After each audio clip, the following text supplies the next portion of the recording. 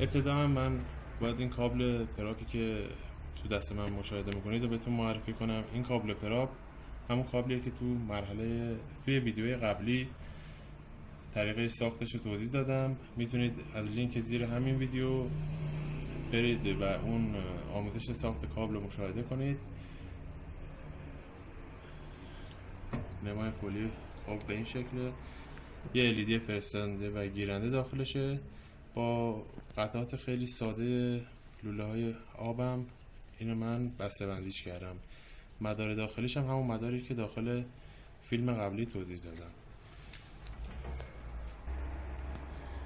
این درگاه اینفرارد ماه که تو کنتور برقمون هست. حتی این کنتور مال شرکت افسارآزما. ما باید این پراپمون رو دقیقاً جلوی این درگاه اینفرارد قرار بدیم. فقط یه موردی که هست اینه که این LED های ما باید به صورت افقی دقیقاً روبروی این درگاه اینفرارد قرار بگیره به این شکل تا بتونه ارتباط بین کامپیوتر یا حالا اون لپتاپ و کنتور برقتون رو به درستی برقرار کنه. من تو ادامه این پراپ رو میچسبونم و باز در خدمتتون هستم. خب ببینید دوستان، من این پراپ رو به این شکل با چسب چسبوندمش جلوی درگاه اینفرارد. فقط دقت کنید که دقیقاً LED ها با اون چیار داخل بدن کنتور به صورت روبروی هم قرار بگیره که ارتباط کامل برقرار بشه. در غیر این صورت موقع اسکن نرم افزار ارور عدم اتصال درست پراپ به کنتور رو بهتون میده. خب دوستان، من با توجه به امکاناتی که داشتم از یه بخاری برقی 3 شعله اینجا استفاده کردم برای مراحل تستمون. این سیم بخاری برقیه و اینم اومده خورده به دو شاخ. همینطور که میبینید الان حدوداً 6 آمپر جریان مصرفی مونه 59 دهم. من الان این دو شاخو که درش میارم ببینید این جریان الان صفر میشه. وقتی دوباره دو شاخو بذارمش و بخاری هم ببینید حالت سرد پیدا کرد. الان دو شاخو که بزنم، دو شاخو زدم، جریان شروع کرد به بالا رفتن، بخاری هم ست المنتش روشن شد. من تو ادامه لپتاپ میارم و بقیه مراحل رو با هم دنبال میکنیم. خب دوستان، من کابل رو وصلش کردم به لپتاپ. نرم افزارم همینطور که میبینید باز روشنش کردم. نرم افزار رو اول نصبش کردم و الان بالا میتونید مشاهده کنید. آمپر مصرفی منم الان قبل از هک دقیقا مشخص حدوداً 58 دهم آمپر. بخاری برقی ما هم روشنه. خب میریم سراغ تنظیمات داخل محیط نرم افزار. خب من اینجا چون از برق خونگی استفاده میکنم اینو رو حالت دامستیک میذارم. بعد تکفاز آمپر کنتور ما هم 25 آمپره. بار سلفی و خازنی هم ندارم، برای ماینینگ هم نمیخوام. نکس میزنم. من میخوام طوری تنظیم کنم که این کنتور کلا خاموش باشه. پس اینو میارمش تا آخر عقب.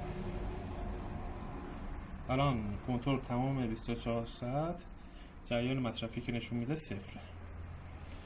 بعد مرحله بعدی نکس میزنیم. نوع پراپ هم انتخاب میکنم. USB رو انتخاب میکنم. پورت اسکن رو میزنم.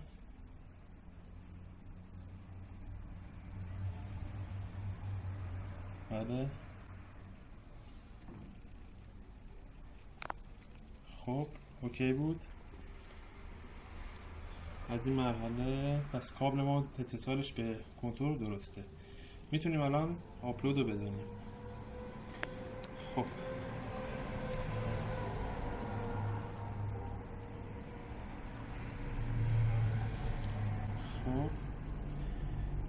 بله، این هم الان اوکی شد.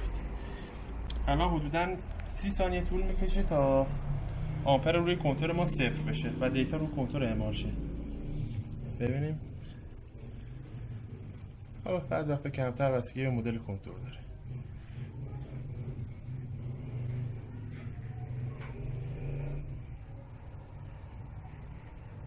بله آمپرمون صفر شد.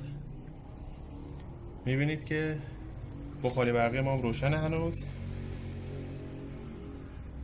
و آمپر مصرفیمون هم صفره.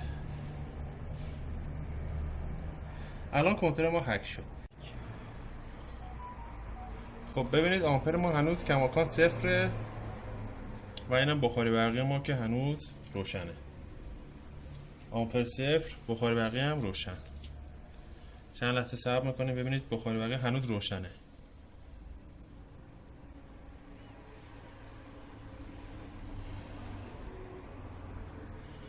من الان فیوز قطع میکنم، ببینید بخاری برقی خاموش میشه.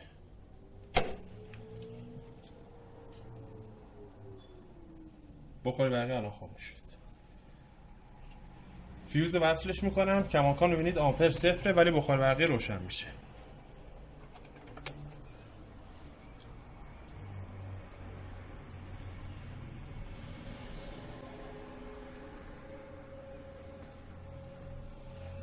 خب دوستان من تو ادامه میخوام مراحل از هک خارج کردن کنتور رو بهتون توضیح بدم. تو مواقعی که خواستید میتونید از کنتور از حالت هک در بیارید. حالا دیگه بستگی به نظر شخصیتون داره. میرون رو محیط نرم افزار، ابتدا دکمه بک رو میزنیم، دکمه فکتوری ریست رو میزنیم، نکس، پورت اسکن رو میزنیم،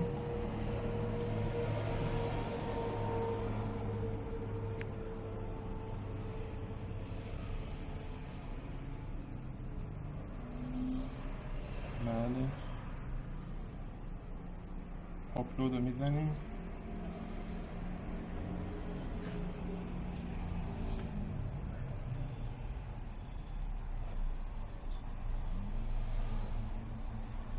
بله الان حدوداً چند ثانیه طول میکشه تا کنتور از حالت هک در بیاد. میتونید کنتور رو ببینید. حالا دوربین میارم بالا،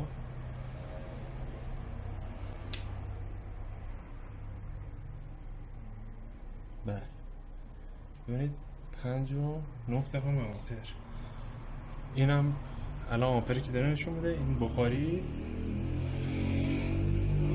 الان من فیوزم میزنم پایین، ببینید بخاری خاموش میشه. آمپر صفر شد، بخاری خاموش شد. میزنم بالا دوباره، آروم آروم آمپر رفت بالا و بخاری هم روشن شد. خب دوستان ممنون از اینکه ویدیوهای منو دنبال میکنید. امیدوارم که هر گونه سوالی داشتید تو این ویدیو به جوابش رسیده باشید. بقیه کنتورام دقیقاً به همین شکل هک میشه. بعد گاهن تنظیمات نرم افزاری که باید انجام بدید متفاوته. گاهی وقتا سیستم هایی هستن که توی کانکت شدن به کنترل دچار اختلال میشن. شما با سیستم های دیگه تست کنید قطعا به جواب میرسید. لایک و سابسکرایب فراموش نشه. امیدوارم تونسته باشم توی این مشکلات اقتصادی که توی ایران هست کمکی به مردم ایران کرده باشم. دوستتون دارم. خدا نگهدار.